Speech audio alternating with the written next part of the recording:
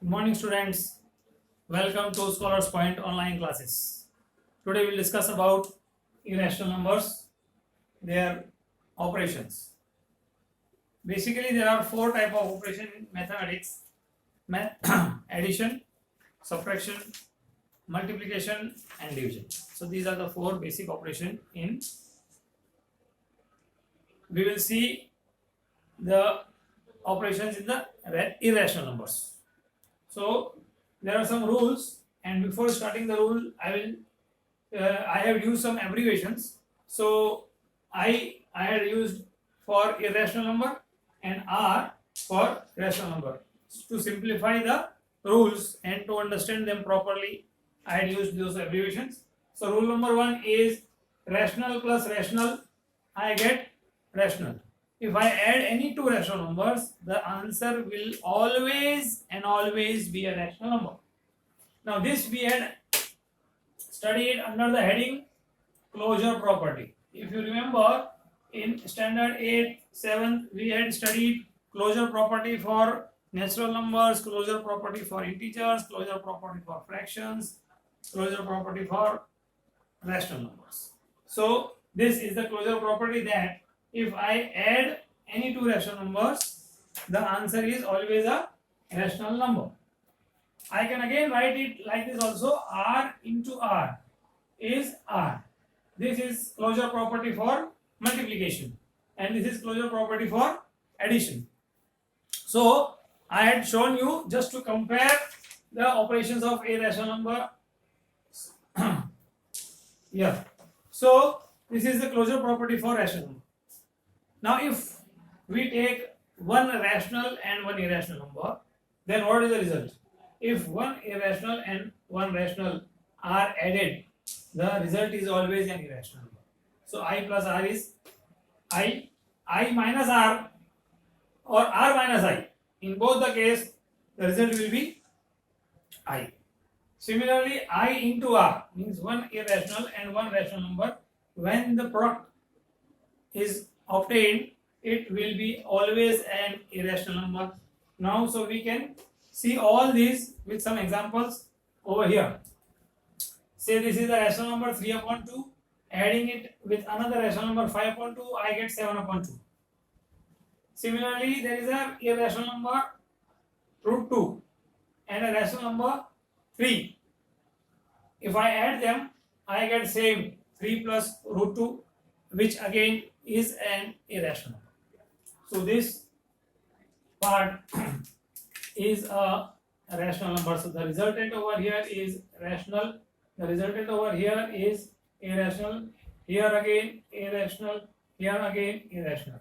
So if I subtract, add, or multiply one rational with one irrational number, the result is always an irrational number. And this to be noted very clearly. But let us see what happens if both the numbers, or the number which we are adding or subtracting or multiplying, if both the numbers are irrational, what will be the result? So there is a rule: I plus I is I or R. I into I is I or R, and I minus I is equal to I or R. So you can clearly see that when we take two irrational numbers, their sum, their difference, and their product can be both either irrational or a rational, or in all the three cases. Now let us see this result with some examples. I have written already on the board. Say for first example, I plus I. So root 5 is an irrational number, root 3 again is an irrational number, and adding both them, I get the same. Root 5 plus root 3 is an irrational number. Now how to obtain a rational number? By adding two irrational numbers. So here it is an example: 2 plus root 5. The whole number, this complete number in the bracket, is an irrational number. Again 2 minus root 5 is an irrational number, and I am adding these two. So when I add these two, I will open the bracket, and what I will get? 2 plus root 5 plus 2 minus root 5. So root 5 and minus root 5 will get cancelled out. So the irrational part is over now. The result is 2 plus 2, that is 4. And we can clearly see that 4 is a rational number. So that is how we can get a rational number by adding two irrational numbers. Okay. Similarly, let us see the product. Now I into I. So I have taken one irrational number, root 6 into root 3. I get root 18. Root 18 again is an irrational number. Okay. I can write it in another form also, and that will be 3 root 2 is also root 18. How I got this, I will show you afterward. But okay, we know that root 18 is an irrational number. Now, how to get a rational number by multiplying two irrational numbers? So I have taken root 6 into root 6. I get root 36. That comes out to be 6. And clearly 6 is a rational number. So this is how we get a rational number on multiplying two irrational numbers. The next is subtraction. So root 3 minus root 2, I get root 3 minus root 2, we can't do anything here. And so the result is an irrational number. But to get a rational number, I am taking root 3 minus root 3. The answer is 0. And 0 is a rational number. So these are some examples for getting rather operations of irrational numbers. So for operations, I will give you some hints. See, for example, when we solve algebraic expressions, x plus y, we get x plus y only. X plus x, we get 2x. So in the same way, we can consider in the operations of irrational number also. See, if I take x as root 2 and y as root 3, and if I apply these rules over here, it will be very easy for us to solve the questions which are asked in a exercise. So let us see, root 2 plus root 3 is not root 5. Please note it down. We cannot add two irrational numbers with different numbers. Okay, so the result will be same without any change. It will be root 2 plus root 3, and it's a rational number. It's again an irrational number. Now let us see, if I take 2 and root 2, what I will get? 2 root 2. Why? Because x plus x is equal to, okay, written over here. When x and x are similar, like terms, we can add them and we can get 2x. Similarly, x plus x is 2x and root 2 plus root 2 is 2 root 2. Okay, let us see one more example with multiplication. Say, for example, I am multiplying x with x. What did I get? I get x square. Similarly, root 3 into root 3, I will get root 3 ka whole square. That means 3. So root 3 into root 3 is 3. This again is an example for this property. I into I is R. I into I is R. So this way there will be many questions and operations we need to solve. Okay. So let us see one more example for x into y. Okay, because x into x we had considered over here. Let us see what happens if x into y is the question.